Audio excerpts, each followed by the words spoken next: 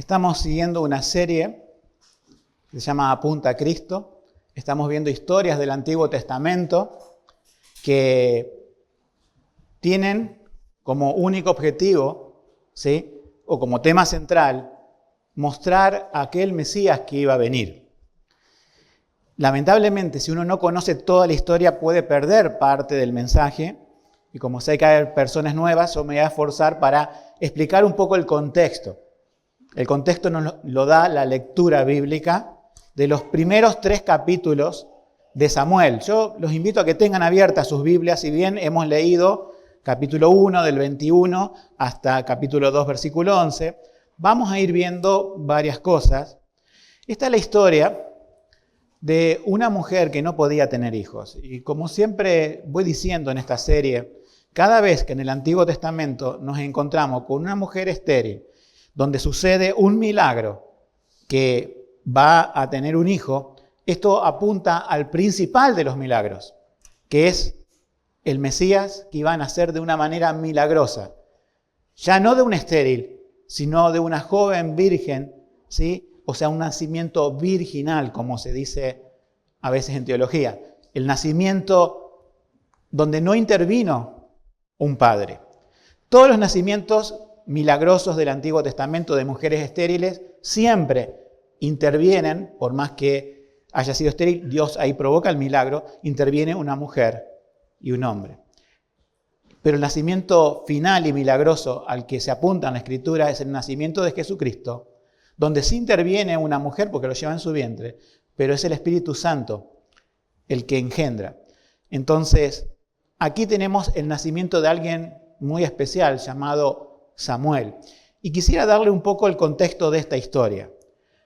Ana, cuando no podía tener hijos, subía con su esposo. En aquel tiempo existía poligamia, tenía 2 esposas, otra llamada Penina. Ese hombre, llamado Elcana, tenía a Penina y a Ana como esposa. Penina tenía hijos. Ana no tenía hijos. Entonces, cuando iban una vez al año a adorar a Jerusalén, el problema, y lamentablemente a veces vemos en el Antiguo Testamento que las mujeres competían unas con otras por tener hijos, y como Ana no tenía hijo, Penina se burlaba de ellas. Entonces era un suplicio para Ana cada año hacer todo ese viaje, llegar, ofrecer a Dios, y la otra mujer se gloriaba en los hijos que tenía. Su esposo la veía triste, Elcana, le decía a Ana, no te soy yo mejor que muchos hijos. Pero ella no quería consolación. Pero un día oró de una manera diferente. Y oró de tal manera que fue profunda su oración, pero no se dejaba escuchar su voz. Y había un sacerdote de Dios allí, que era Elí, y él la veía, que ella movía los labios, pero no se escuchaba ninguna oración. Esto le habrá pasado muchas veces a Elí, que había gente borracha que venía al tabernáculo y oraba y decía cualquier cosa, y la tuvo por una borracha Ana. Y Ana dijo, no, yo no estoy borracha. Yo estoy clamando a mi Dios. Y era tal la congoja que no le salían palabras. Entonces le dijo Elí, quizás sin darse cuenta, como una profecía, Jehová te conceda esa petición del corazón. ¿Y qué sucedió? Esta mujer estéril pudo tener un hijo, pero le hizo una promesa a Dios. Si me das un hijo, yo lo voy a consagrar a ti. O sea, será tuyo. ¿Y en qué manera? Bueno, en que lo dejaría al servicio del tabernáculo. Y eso fue lo que pasó. Ahora, quiero detenerme aquí para aclarar esto. ¿Recuerdan, como dice en la introducción, esta historia a quién apunta? A Jesucristo. Esta historia no apunta a que cualquier mujer o matrimonio que no tenga hijos, que sean estériles, Dios está en obligación de concederte un hijo. Yo sé que a veces, quizás con buenas intenciones, pero realmente erran en la Escritura, muchos toman este pasaje para decir, ¿viste lo que le pasó a Ana? También te va a pasar a vos. Y hacen y causan una falsa expectativa en las personas. Y cuando no pueden tener un hijo, se decepcionan de Dios. Pero después otros tienen un hijo y vieron que se cumplió. Miren, no trata de eso la Escritura. Nosotros cuando vamos a la Escritura tenemos que hallar el tema principal, Cristo Jesús, que viene a este mundo a morir por los pecadores. No podemos tomar historias fuera de contexto y prometerle cosas a las personas. Está hecha esta aclaración porque Dios sí le concedió el pedido de Ana, pero muchas mujeres siguieron estériles, como en la historia. Pero cuando Dios hace este milagro es porque Él quiere mostrarnos a través de esta historia, que está registrada en la Biblia, algo universal, algo mucho mayor. Y vamos a ver que ese hijo que Dios le da a Ana, al cual le puso por nombre Samuel, viene en un momento muy especial, muy clave de la historia de Israel. ¿Cuál era? Yo les voy a dar un poco la situación de cómo estaba Israel en ese momento. Y quizás van a ver algunas cosas que también ocurren en nuestros días, ¿sí? Había un sacerdote allí que se llamaba Elí. Pero Elí tenía 2 hijos. Él era un sacerdote, ¿por qué? Porque descendía de Aarón, el sacerdote que Dios había levantado a través de una descendencia. Todo su linaje tenían que ser sacerdotes. El problema era que Elí, era una persona justa delante de Dios, pero tenía 2 hijos. Y esos 2 hijos, a pesar de ser sacerdotes, a pesar de que tendrían la gran responsabilidad de mediar entre el pueblo y Dios a través de los sacrificios que representan nada menos que el futuro Mesías, esos hijos de Elí eran pecadores, eran impíos, dice la Biblia. ¿Qué hacían? ¿Qué obras de pecado hacían estos 2? Imaginemos que son como los pastores de hoy. No exactamente, pero están puestos allí para hacer conocer a Dios al pueblo y para, en este caso, ofrecer sacrificios. Cuando traían los animales a sacrificar, Dios había dado en la ley toda una serie de cosas en donde los sacerdotes participaban, podían comer después, pero no era que el pueblo traía para alimentarlos como primera necesidad. ¿Saben lo que hacían los hijos de Elí? Decía, dame a mí primero. Entonces, todo lo que se cocinaba sacaban con un gancho, un ciervo tenían que sacaba, y ellos comían, para que nosotros entendamos, carne todos los días. Comían asado, no, pero hervido, todos los días. Y no importaba lo de Dios, sino decía, denme a mí primero. Eso ya estaba muy mal. ¿Por qué? Porque estaba atentando contra principalmente el simbolismo de los sacrificios y demás. Pero hacían algo todavía peor. Ellos estaban en la puerta del tabernáculo y a veces venían mujeres que eran descendientes de los levitas a hacer algún servicio. Y ellos dormían con esas mujeres en el tabernáculo. O sea, si algo podía colmar su pecado, era eso. Imagínense, Israel no tiene rey todavía. Aparte era malo tener rey porque Jehová era su rey.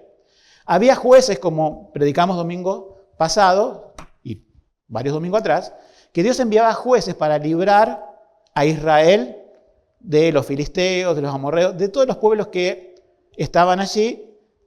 Pero Israel pecaba, Israel se apartaba de Dios, la tierra no daba sus frutos, estaban mal.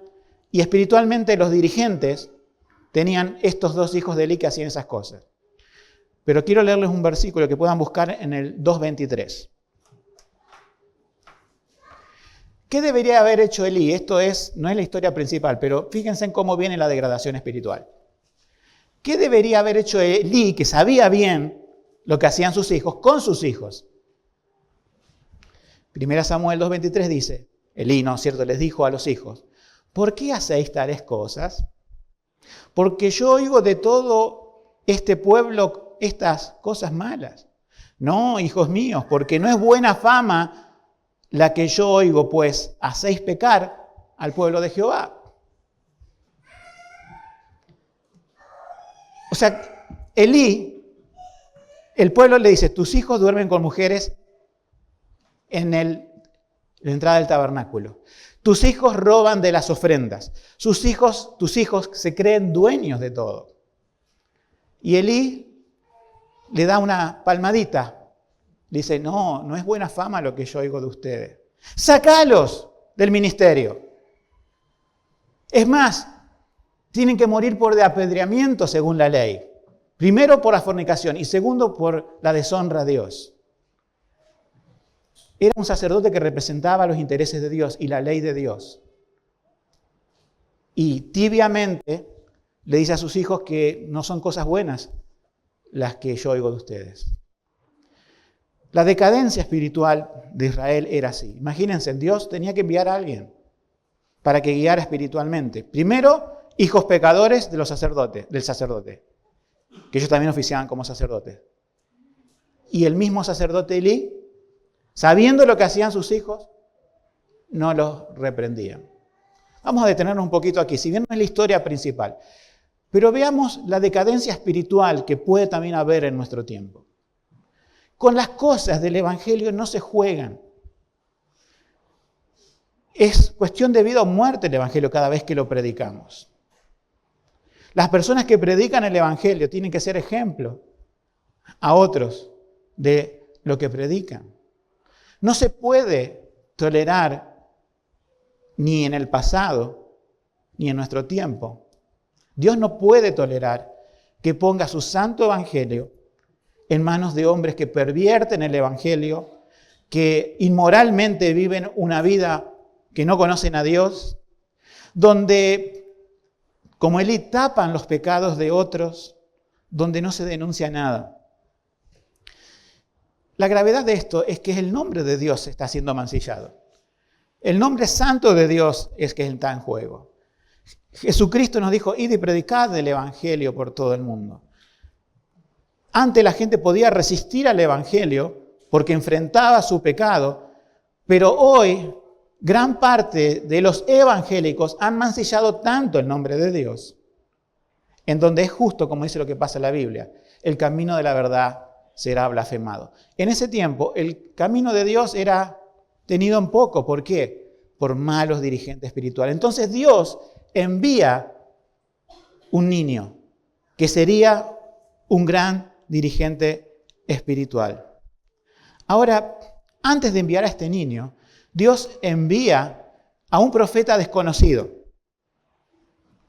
Esto se encuentra en el capítulo 2, versículo 34. Dios envía a un profeta que no dice nombre. No podemos decir que es una aparición en el Antiguo Testamento de Jesucristo, no. Pero este hombre le dice un juicio de Dios a Elí por sus hijos y le dice lo siguiente, 1 Samuel 2:34. Y te será por señal esto, que acontecerá a tus dos hijos, Ofni y Finehés. Ambos morirán en un día. Y yo me levantaré un sacerdote fiel que haga conforme a mi corazón y a mi alma, y yo le edificaré casa firme y andará delante de mí ungido todos los días. Andará delante de Dios. Entonces, voy a matar a tus hijos, le dice Elí. Si nosotros leemos más, va a decir también que no va a haber ningún descendiente que ocupe el lugar del sacerdocio. Se corta el sacerdocio. Miren, ¿era grave que se corte el sacerdocio del linaje de Aarón? Sí. Pero Dios prefiere no tener eso a tener gente impía en su servicio. Manda a Samuel, pero él no iba a ser sacerdote, porque no puede serlo, porque no tiene ese linaje. Pero él podía ser un levita, y él sirvió como juez y como profeta en Israel. Ahora, la recriminación final se la hace por medio del mismo Samuel. Ana, como hemos leído en la historia, le había prometido a Dios dedicarle a Samuel. Ya había nacido. Entonces van de nuevo a adorar a Dios y Ana dice ese año, no, yo me quedo con Samuel en mi casa hasta destetarlo, hasta tener determinados años donde ya es un pequeño niño, pero yo lo voy a llevar, dice Ana, y lo sabe su marido, y se lo voy a dejar al servicio de Dios. Esto es muy duro para cualquier familia, ¿sí? Y para una madre que no pudo tener hijos, su único hijo, se desprende de él. No nos dice la Biblia si Elí presentó resistencia y no me dejen a este niño aquí, pero él lo aceptó de buena gana, se ve. porque enseguida lo adoptó casi como un hijo. Sus hijos impíos eran grandes y estaba el joven Samuel con él.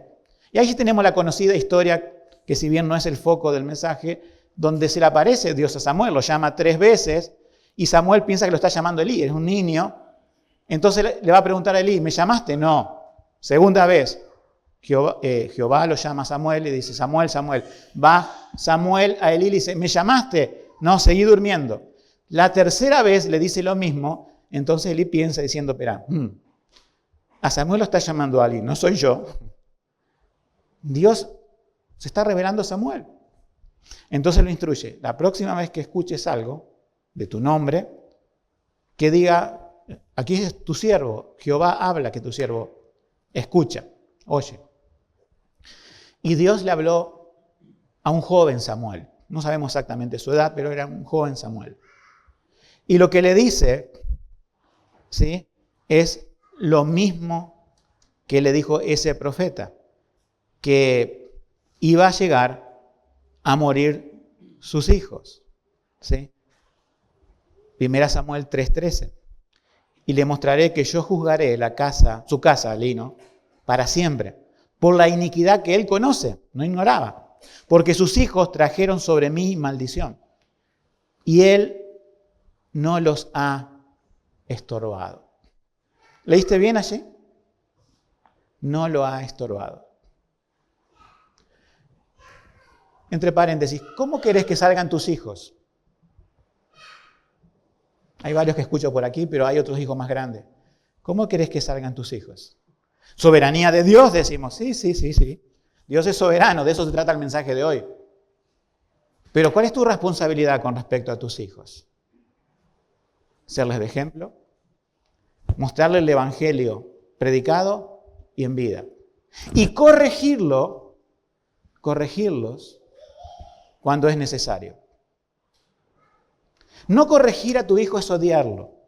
No corregir a tu hijo es demostrarle de que no hay autoridad en este mundo, que él no tiene que sujetarse a nada. Cuando no se sujeta un hijo a sus padres, no se sujetará a sus maestros, no se sujetará a sus jefes en el trabajo. Pero eso es lo menor. Lo mayor es, no reconocerá a Dios como autoridad. Padres consentidores hacen hijos rebeldes, impíos, que no reconocen la autoridad de Dios. Pero decimos, pero Dios depende la salvación. Claro, es una obra soberana de Él, pero tu responsabilidad es estorbar a tu hijo para que no haga lo malo. Y cuando crezca y cometa un pecado, se lo vas a tener que decir y vas a tener que castigarlo de alguna forma, de acuerdo a lo que haya hecho. No vamos a entrar ahora en la disciplina de los hijos. La Biblia nos dice que la disciplina física de los hijos cuando son chicos es viable, ¿sí? No para maltratarlos, sino como para mostrarle realmente su pecado. Es como aquellos que no quieren castigar a sus hijos, es como dijeron, bueno, vamos a sacar policías, vamos a sacar todos los policías de la ciudad y vamos a decirle a las personas, vamos a dialogar con los delincuentes, vamos a tener una charla amistosa. No, tienen que sacar su arma y refrenar el mal. Padres tienen que refrenar el mal de sus hijos porque son pecadores como ustedes. Pero lo tienen que hacer bíblicamente. Y si crecen y hacen cosas como, no sé, no digo igual que los hijos de Elí, ustedes tienen que estorbarlo. Ustedes tienen que ser personas que Dios no les tenga que recriminar y decir, no hiciste lo que tenías que hacer para estorbar el pecado de tus hijos. No por una cuestión moralista. En este caso era el nombre de Dios. Disciplinar a tus hijos es una forma de evangelizar, para que lo sepas. No disciplinarlo es una forma de menospreciar el evangelio y la palabra de Dios. Encubrir cuando son más grandes el pecado de los hijos es una grave falta delante de Dios. Dios castigó a Elí. Murieron sus 2 hijos en un día y él murió ese mismo día porque habían robado el arca de Dios. Se acabó el sacerdocio. Se acabaron los sacerdotes. Y Samuel sobrevivió. Samuel, que en ese momento Dios le reveló lo que iba a pasar, a pesar de ser muy pequeño, ya Elí le dijo, bueno, prepárate. Ya están las cosas así. Mi casa va a morir. No le dijo que él iba a morir, pero ya era un hombre grande. Y terminó, para que ustedes sepan cuando lo lean, esta fue la situación. Vinieron, se robaron, los enemigos del pueblo de Israel se robaron el arca, lo que era más importante, que simbolizaba la presencia de Dios, y habían matado a gente y demás. Entonces viene un mensajero corriendo y Elí está sentado en el umbral de la casa ahí, de Dios, y le contó un montón de cosas malas que pasaron. Mataron a tus hijos, ¿qué más? ¿Robaron el arca de Dios? Sí, la robaron. Se cae para atrás y se desnuca contra el umbral. Triste historia de cómo termina. Pero por lo menos en esa triste historia, que fue un accidente, ¿no? No se suicidó. Él estuvo priorizando qué era lo más importante, sus hijos o el arca. Y terminó reconociendo en su vejez, en ese último día, que también ocasionó que el sacerdocio fuera cortado temporalmente y que el arca fuera robada temporalmente. Vuelve otra vez Dios a levantar a una persona como juez, pero como profeta, no que guía, si bien tuvo alguna participación militar, podemos decir de guía a Samuel, pero más como profeta de Dios. Y aquí vamos, en la parte del mensaje, a la oración que tuvo Ana. Yo le di todo este contexto para que veamos dónde estamos parados y que cuando Ana llevó a Samuel y se lo dejó allí a Elí, se lo consagró a Dios, ella hace una oración. Una oración de una mujer que queda registrada en la Biblia. Y que esa oración, que a veces se predica poco de esa oración, pero hoy lo estamos haciendo, apunta a Cristo. Y vamos a ver ahora cómo apunta a Cristo. Pero ya tenés todo el contexto de lo que estaba pasando. Y es más, para terminar el contexto, cierro con esto y pasamos a esa segunda parte del mensaje. Dice que la palabra de Dios en aquellos tiempos era de gran precio. En aquellos tiempos no había visión manifiesta de Dios. Y acá hay una comparación antes de entrar al tema de la oración de Ana con Jesucristo. Antes que venga Samuel, sí había un sacerdote, sí estaban sus hijos impíos, pero no había palabra de Dios. Era medio automático todo, sacrificios, no había profeta, no se escuchaba voz de Dios por, no sé, décadas y décadas quizás. No había palabra de Dios. Necesito palabra de Dios, decía alguien del pueblo. ¿A quién voy? Voy a Elí. No, me atienden sus hijos y están durmiendo con las mujeres en la puerta del tabernáculo. Mejor me voy de aquí. ¿Dónde hay palabra de Dios? ¿Dónde está el Dios de Israel? ¿Dónde está su promesa? La gente sufría. No había palabra de Dios. Pero Dios no deja a su pueblo sin su palabra. A su verdadero pueblo. Otros estaban contentísimos. Mejor que no haya palabra de Dios. Adoramos a los ídolos, a los baales. Fornicamos. No va todo bien. Sigamos así. Mejor que no haya palabra de Dios. Pero aquel que es del pueblo de Dios, aquel que Dios llama a unirse a su pueblo espiritualmente, a pesar que todos eran judíos, había gente que sufría. Había gente que decía, yo quiero palabra de Dios. Y Dios no deja a su pueblo sin su palabra. Envía a Samuel. En el tiempo de Jesús, 400 años antes, Dios no envió palabra. 4 siglos, ¿le parece poco? 4 siglos, que se llaman los años del silencio. Desde el último profeta. Y la gente clamaba por palabra de Dios. Estaban los fariseos, pero no le daban palabra de Dios. Estaban otras personas, no le daban palabra de Dios.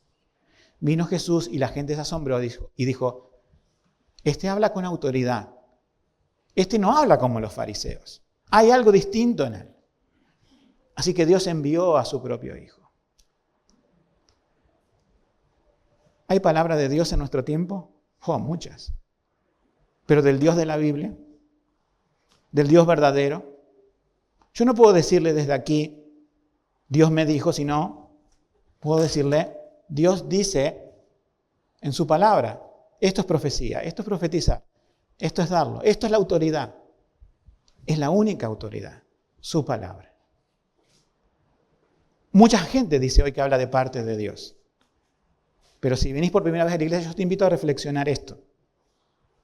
Solamente créele al Dios de la palabra. Y si alguien se para y habla del Dios de la palabra, está hablando en nombre de Dios y tiene autoridad. Pero si no habla del Dios de la palabra, no tiene autoridad y es un mentiroso. La palabra de Dios era en estima, había algo de Dios, una profecía, algo, y Israel se ponía contento. Que hoy haya más predicadores e iglesias que hablen la palabra de Dios. Vamos a cómo esta situación de Samuel apunta a Cristo como juez y como profetas, y vamos a ir en esta segunda parte del sermón, versículo por versículo, comentándolo brevemente. Así que tengamos abierto el capítulo 2. Versículo 1. Y Ana oró y dijo, mi corazón se regocija en Jehová. Mi cuerno es ensalzado en Jehová. Mi boca se ensanchó sobre mis enemigos, por cuanto me alegré en tu salvación. Antes ungía con cuernos, ¿sí? El aceite. A veces tienen relación, cuando habla la Biblia de cuerno, con el poder de los reyes y demás. En este caso, ella había sido bendecida por Dios, ensalza a Dios, dice, mi boca se ensancha, una expresión hebrea, decir, te alabo con todo mi corazón, por cuanto me alegré en tu salvación. Pero tuvo un hijo, ¿qué salvación está hablando? No, Dios le está dando palabras a esta mujer proféticas. Le está, en esta oración que nos queda registrada en la Escritura, ella empieza a hablar acerca del Mesías. O sea, nació un hijo. Uno dice, bueno, se va a alegrar, va a hablar como toda madre, dar gracias a Dios por su hijo que no podía tener y que ahora lo tuvo, y se va a enfocar en eso. Las cosas que dice, vamos a ver, hablan mucho más que Samuel, apuntan a otra cosa, que es Cristo. Cristo cumple, podemos decir,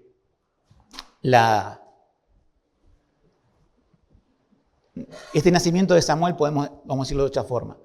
Este nacimiento de Samuel apunta a Cristo.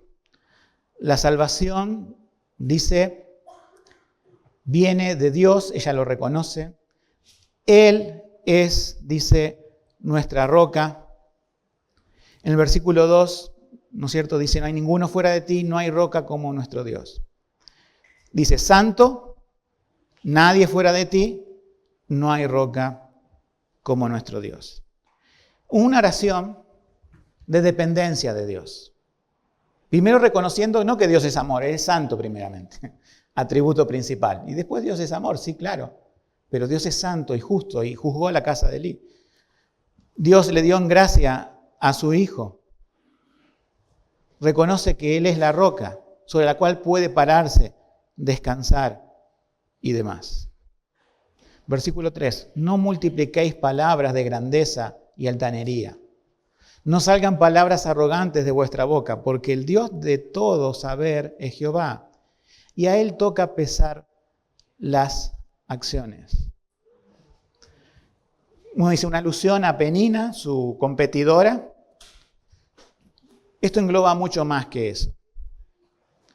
Dice, miren, hay hechos injustos. La burla de Penina era un hecho injusto. Todos los años, los mismos. Ahora tiene un hijo. Pero va mucho más allá de eso, la oración de Ana. Habla de algo mucho más grandioso, más universal. Dice, Jehová pesa las acciones. Jehová es santo y ahora Jehová, ¿qué? Juzga.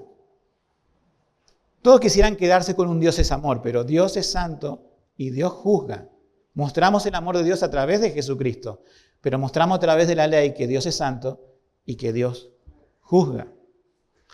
Un rey en la antigüedad, que es otra historia, estaba tomando, bebiendo con sus mujeres, menospreció los vasos de la casa de Dios que había robado porque había entrado al templo y se había llevado todo, y usaba las cosas santas de Dios. Y Dios aparece con un dedo en la pared escribiendo y dejando una marca en un idioma que no podían entender, y va el profeta y lo declara y dice, pesado ha sido en balanza y ha sido hallado falto. ¿Qué pasa si Dios nos pesa en balanza? ¿Qué pasa si Dios te pesa en balanza? Disculpen que a veces repite las cosas, pero necesito decirlo porque por ahí puede haber alguien nuevo.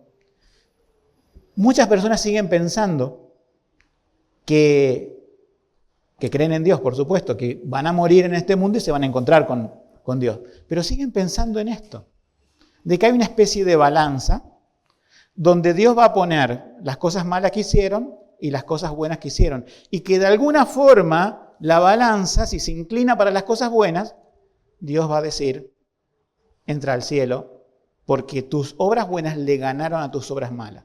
Eso es una mentira. En eso se basan todas las religiones falsas. Todas, absolutamente todas. Y los mismos egipcios, vemos en la historia que tenían figuras de balanza y un dios que pesaba cosas. Bueno, a todos se les ocurre exactamente lo mismo porque piensan desde su punto de vista humano, pecador y caído. Pero la Biblia nos muestra algo diferente. Nos dice esto, no podés poner nada en la balanza que sea bueno que se incline para eso. Nada, nada, siempre se va a inclinar para lo malo. Porque nuestro corazón está inclinado hacia lo malo. Solamente Dios puede transformarnos a través de Jesucristo a que empecemos a hacer cosas buenas. Pero primero cambia nuestro corazón. Nos perdona los pecados cuando la persona se arrepiente y pone fe en Él. Y es allí cuando la balanza es cumplida por la obra perfecta y la vida perfecta de Jesucristo. Si cualquiera de aquí va a ir al cielo, no va a ser por sus obras, va a ser por Jesucristo. Él es el que inclina la balanza en nuestro favor. No quiere decir que la inclina para que nosotros hagamos lo que queramos y ni pequemos, no. Él cambia nuestro corazón, nos lava de nuestros pecados, pero no son nuestras obras las que nos salvan. Ana sabía, Dios va a pesar a todos y nos va a pesar a nosotros. ¿Por qué seremos salvos? Porque Jesucristo es el que inclina la balanza. Versículos 4 y 5. Es una oración poética, como podrán ver. Los arcos de los fuertes fueron quebrados y los que tropiezan se ciñeron de fortaleza. Vean la inversión de cosas. O sea, los fuertes fueron como quebrantados. Y los que estaban débiles se ciñeron de fortaleza. 5. Los saciados se alquilaron por pan. O sea, los que les iba bien, dijeron, denme un trabajo solamente por el pan del día. Y cesaron los hambrientos, el contraste, la gente que no tenía para comer. Y acá está, hasta la estéril dio a luz 7 y la que tenía muchos hijos languideció. Pero ¿cómo? No tuvo 7 hijos, tuvo 1 en ese momento. Dios le dio más hijos. 7 siempre está hablando de un número de perfección. Pero está haciendo este contraste, ¿no? Todo esto es soberanía de Dios. Si nació Samuel, es soberanía de Dios. Pero Dios abate a los orgullosos. Dios abate a los altivos. Eso es lo que quiere mostrar un poco Ana. Y también, como símbolo de Jesucristo, Jesucristo dijo, aprended de mí que soy manso y humilde. Cuando Dios envía a su Hijo al mundo, lo envía de una manera humilde. Y luego Jesucristo es exaltado. Versículos 6 y 7. Fíjense en este versículo que se usa para ilustrar siempre la soberanía de Dios. Jehová mata y Él da vida. Él hace descender al sepulcro, y hace subir, dice. Si han leído esto en casa, fíjense en esto. No tenemos muchos versículos del Antiguo Testamento que nos hablen de la resurrección. Casi todos los versículos del Antiguo Testamento, porque está una revelación velada hasta que mande a su Hijo Jesucristo, todos hablan de descender al sepulcro. Los patriarcas hablan de descender al sepulcro. Salmos dice de descender al sepulcro. La palabra hebrea es Seol. Pero esta extraña oración de Ana dice, bueno, él mata y da vida, bien. Él hace descender al sepulcro, bien. Y hace subir. ¿Quién había subido del sepulcro en ese momento? Nadie. Entonces, ¿de quién está hablando? ¿A quién estaba apuntando la oración de Ana? De aquel que iba a descender al sepulcro e iba a subir del sepulcro, que quiere decir, literalmente, resucitar. ¿Se dan cuenta que en la oración de Ana está la muerte y resurrección de Cristo? Ella parece que estuviera hablando de su hijo Samuel, pero no. Su hijo Samuel, Dios lo usó en su momento para apuntar al juez y profeta final, Jesucristo. Entonces, esta afirmación de Ana, Dios hace descender al sepulcro y hace subir. Y fíjate el versículo 7. Jehová empobrece y enriquece. Soberanía de Dios. ¿Hay que buscar trabajo? Sí. ¿Te va bien? Soberanía de Dios. ¿No encontrás todavía? ¿Te van las cosas medias justas? Soberanía de Dios y tuviste lo que tuviste que hacer. Dios es soberano, nosotros somos responsables, pero no podemos, porque pasa esto con nuestro corazón, es la tendencia. Y era lo que pasaba con Israel. Cuando las cosas nos van bien, decimos, esto es por mi fuerza, por mi inteligencia, por mi sagacidad. Soy muy capaz. Y Dios dice, no, yo soy el que enriquezco. Y esto me va mal, y culpamos a Dios. Él está en el control. Él mueve toda la historia de estériles a personas que dan a luz, de pobres que quedan pobres o de ricos que siguen ricos, o cambian. Pero todos los cambios que suceden en la historia, por lo menos cuando vamos a las páginas del Antiguo Testamento, Dios mueve toda la historia para apuntar a una historia final, que es Jesucristo. Ana entendió con esta oración que no era el hijo para una mujer estéril. Era mucho más. Era la responsabilidad de ese hijo de guiar a Israel y de ungir al rey que representaría al rey final, Jesucristo. Todas las cosas que nos pasan en esta vida, hermanos, Jesucristo ya vino. En el Antiguo Testamento todo apuntaba a Jesucristo, pero decimos, ¿y ahora dónde apunta? También a Jesucristo. ¿Por qué? Porque Él va a regresar. Porque Él va a venir de nuevo por su iglesia. Entonces, si sos del pueblo de Dios, crees en Jesucristo, las cosas a vos te suceden de manera diferente al resto. No en que vas a tener menos problemas que el resto. No en que Dios te tiene que dar bendiciones porque uno se lo exige. No. Nosotros podemos entender, los cristianos, que todas las cosas que nos pasan están bajo la soberanía de Dios. Que todas las cosas que nos pasan apuntan a un plan mayor de Dios. ¿Nuestra misión cuál es? Predicar el Evangelio. Anunciar a Cristo a las naciones, pero comenzando desde Jerusalén, comenzando desde Rosario. Anunciar a Cristo. ¿Cuál es el propósito de Dios en tu vida, en tu enfermedad, en tu escasez, en tus problemas o en tu riqueza? El propósito de Dios en tu vida es mostrar a Cristo. Él ya vino, ya hizo la obra en la cruz, venció, te compró al precio de su sangre. Entonces, todo lo que sucede en la vida no es que vivimos una vida para ser actores de reparto donde no sabemos a dónde apunta la historia. La historia apunta a Cristo en el sentido que esperamos su venida, en el sentido que ansiamos su venida y que mostramos a Cristo al mundo. Dios te salvó para adorarlo a Él primeramente. Y segundo, para contar esta buena noticia a otros que no lo conocen. Jehová abate y ensalza. También decía, empobrece y enriquece.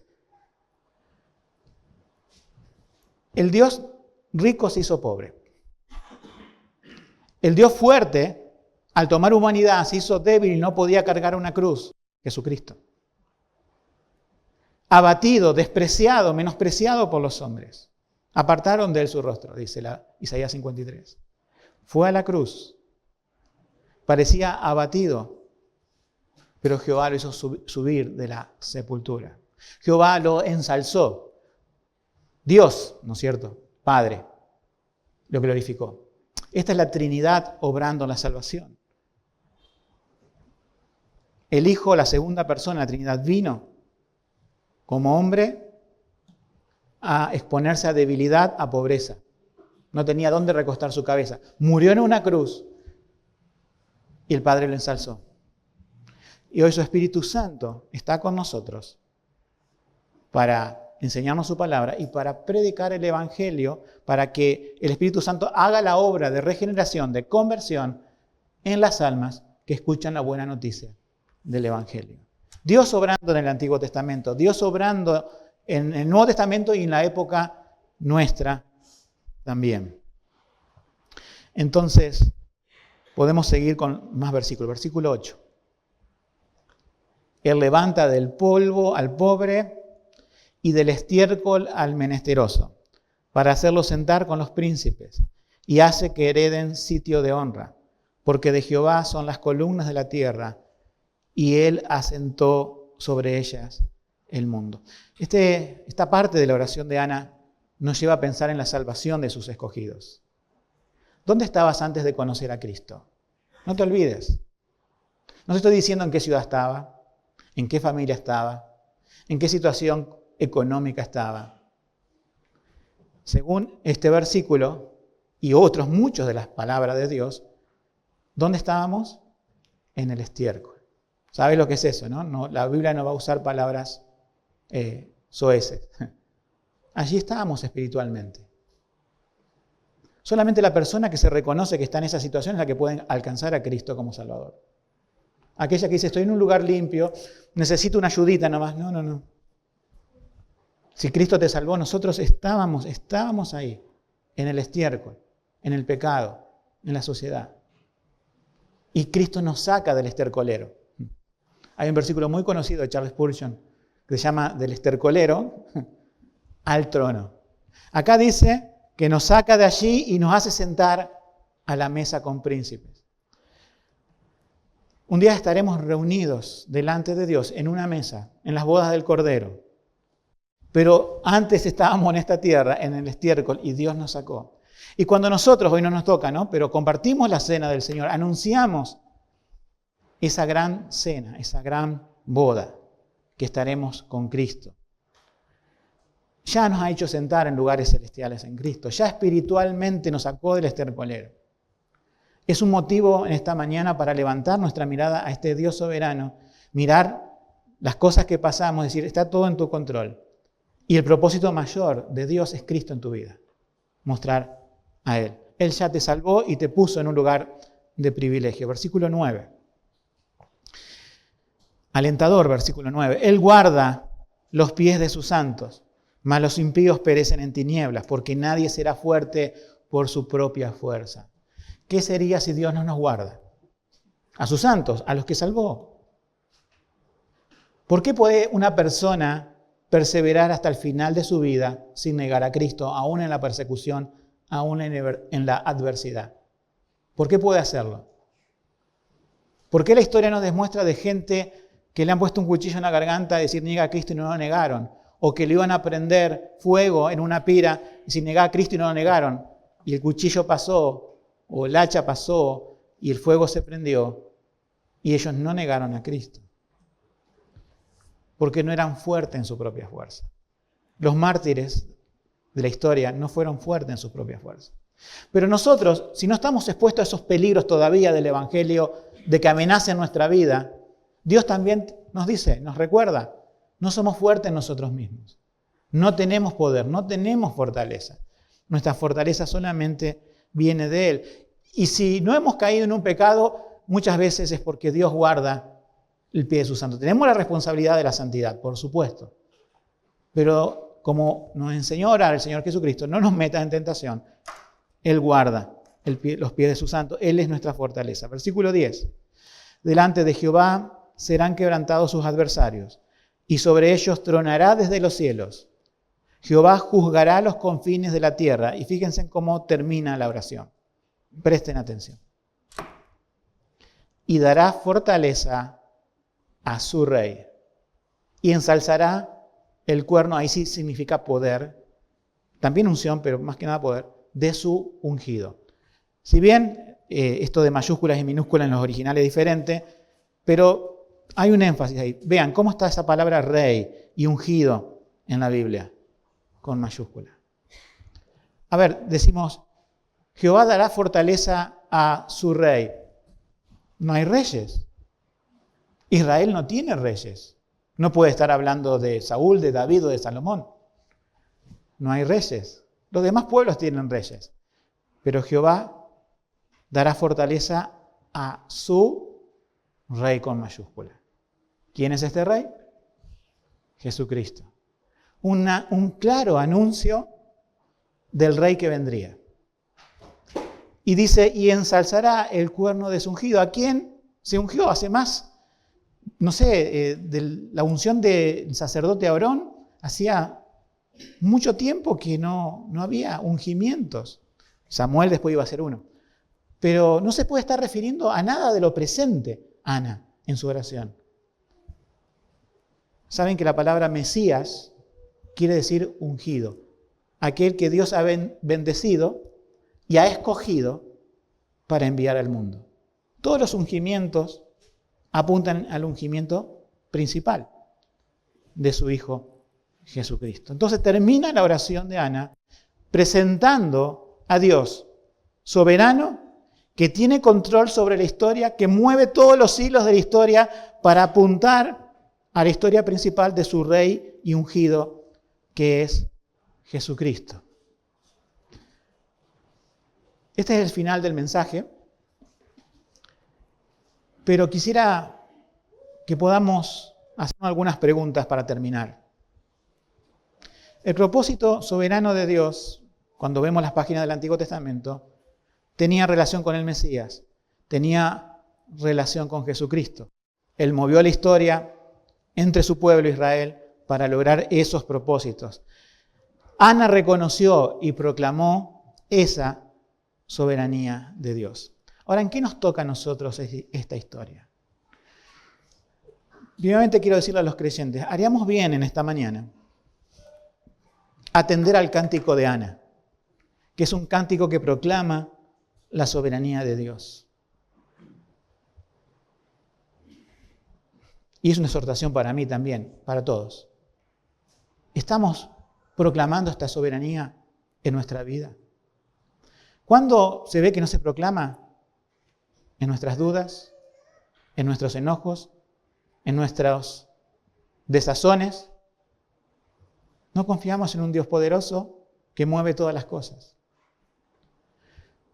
Yo sé que hay cosas, hermanos, que nos desalientan. Pérdidas, problemas económicos y un montón de cosas. Pero nosotros como cristianos estamos llamados cada día, y Dios tiene que levantar nuestra mirada, nuestra cabeza, a mirar al Dios soberano, que mueve todas las cosas de la historia, y tu historia personal la mueve para sus propósitos. No es cuestión, como dijo alguien, de vivir una vida con propósito, sino de vivir el propósito de Dios trazado en su palabra. Y Dios a los que salvó los va a guiar. Pero unite al cántico de Ana. Nos unimos al cántico de Ana y decimos: Jehová es el que da, Jehová es el que quita, Jehová es el que abate y ensalza, y todo apunta a su Hijo Jesucristo.